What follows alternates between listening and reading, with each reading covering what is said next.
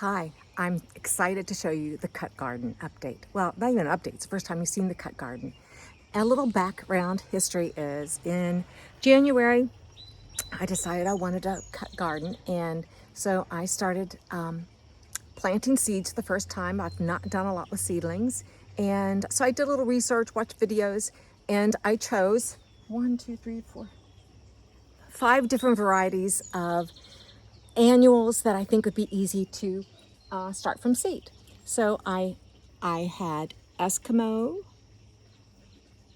marigolds,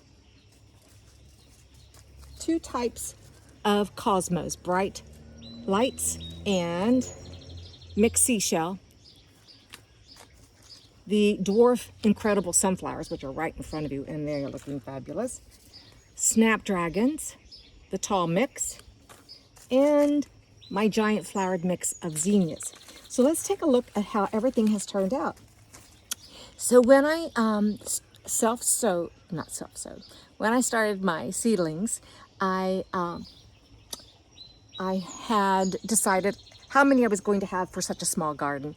And the good news is the ones that did fabulous, you can see right here, these wonderful dwarf incredible sunflowers. These are just amazing. Look at that face and that head. They were so easy to start from seed, and they're doing so well that I will definitely do those next year.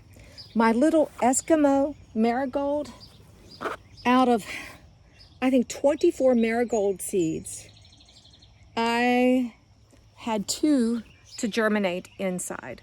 And then I also decided when I was doing the cut garden that I would direct sow the marigolds and zinnias, because I would try those. They say they're very easily to direct sow, and I'll show you how that went. But behind me is my Bright Lights Cosmos.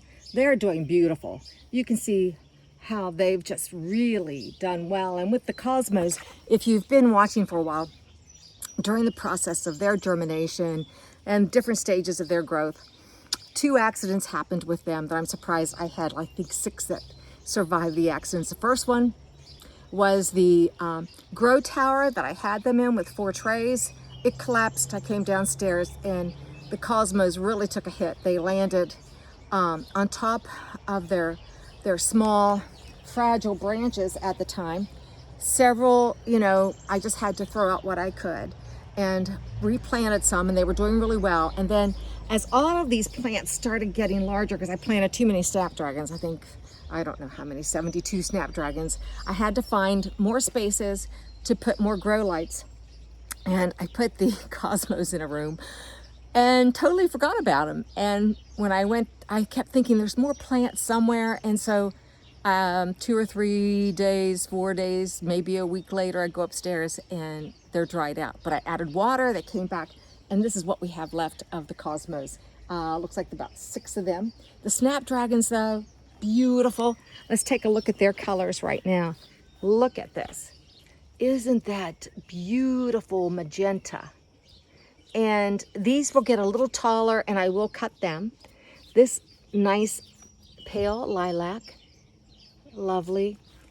Look at the jewel tone on this. I don't even know what that color would be, but I am thrilled with that color.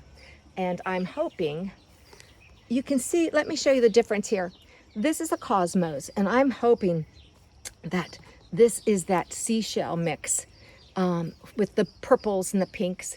And you look at this Cosmos, and the leaf structure is really different. So I feel certain that this is going to be the one I'm hoping to see too. Here's another snapdragon. The white is so clean and crisp. Behind it are my tall giant zinnias, and they are showing good signs too of growth back in this little cut garden. So I'm thrilled. Everything's looking great. Let's look at where I direct sowed some of the zinnias, and then the last part where the marigolds are. So right over here I can show you one of my direct sown zinnias, and there's no reason to show you. Oh, it's up here. Here it is. so you know, and this was probably in the last week of May. I put some zinnia seeds in. This one's looking just as good as the ones that I started from seed. And there's no reason to show you in the back of the garden. There's 3 more and then 1 in the main perennial bed of the zinnias, which they can get up to 3 to 4 feet tall, which will look beautiful. Now my marigolds, those Eskimos, I was hoping that they would edge this garden right in this area. And these are not marigolds. Nope, I couldn't get them to germinate inside or outside. So I picked up these nice little compact zinnias because I wanted to soften that border.